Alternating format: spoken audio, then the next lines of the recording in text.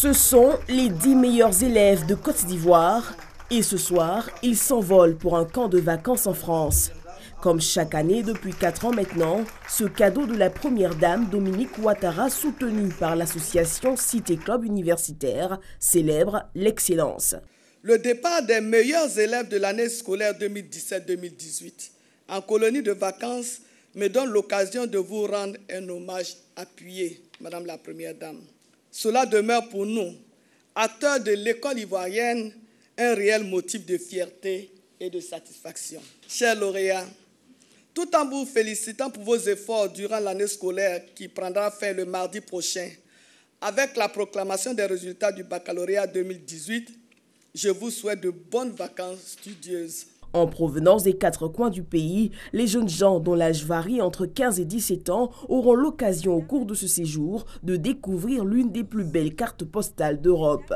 Aujourd'hui, Jean-Eudes, Ben, Adama, Mariam, Laurette Charlène, Diana, Lassina, Serge Pacom, Aminata et moi, Floriane, avons été sélectionnés parmi les meilleurs élèves du pays pour bénéficier de vacances de rêve à Cap d'Aille en France.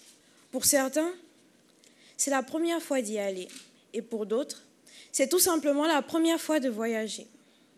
Cet immense privilège, nous le devons à la dame au grand cœur qu'est maman Dominique.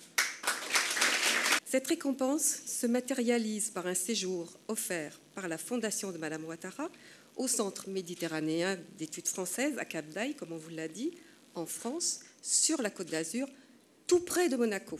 Ce séjour de 3 semaines, dont la première consacrée à l'apprentissage de la natation, les 2 semaines suivantes s'organisent de façon un peu plus studieuse, le matin avec des cours de français et d'anglais en perfectionnement, et l'après-midi, des sorties plus culturelles. La première dame a dit toute sa fierté face à ses enfants dont le travail est reconnu. Mes chers enfants, je voudrais vous féliciter pour les excellents résultats scolaires que vous avez obtenus.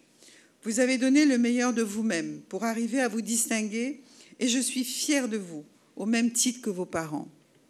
Vous avez bien mérité ces belles vacances et je vous encourage à en profiter pleinement. Votre papa, le président Alassane Ouattara, est également très fier de vous et il m'a demandé de vous embrasser bien fort de sa part et de féliciter aussi vos parents. Ce premier voyage en France sera l'occasion pour vous de rencontrer de nouveaux amis et de faire de belles découvertes dans un environnement tout à fait nouveau. Je suis convaincue que cette expérience inédite changera votre vision du monde.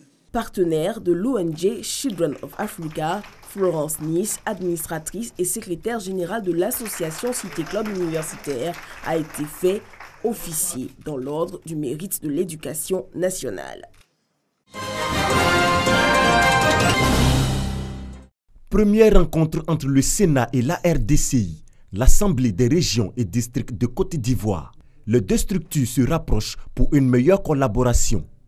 Un point de départ pour la mise en œuvre des actions de développement des collectivités décentralisées. L'actualisation et l'achèvement du cadre législatif et réglementaire du transfert des compétences aux collectivités, notamment par la prise des textes d'application et le transfert effectif des ressources subséquentes. La mise en place par l'État d'une subvention budgétaire pour les fêtières des collectivités, dont la RDCI, la définition du statut de l'élu local et du personnel territorial. Monsieur le Président, en raison de votre statut actuel, nous voudrions vous solliciter afin de pouvoir bénéficier de votre appui décisif au plaidoyer et à toute initiative nécessaire pour une prise en charge efficace de ces préoccupations majeures.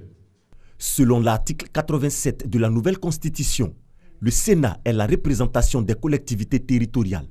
Jeannot Aoussoukouadio, président du Sénat, rassure de la disponibilité de son institution. En ce qui me concerne, vous pouvez compter sur moi. Je suis à votre disposition, d'où je suis, pour continuer le combat, afin que ces défis soient relevés, collectivement relevés. C'est cela qui donnera encore une autre auréole à la RDCI.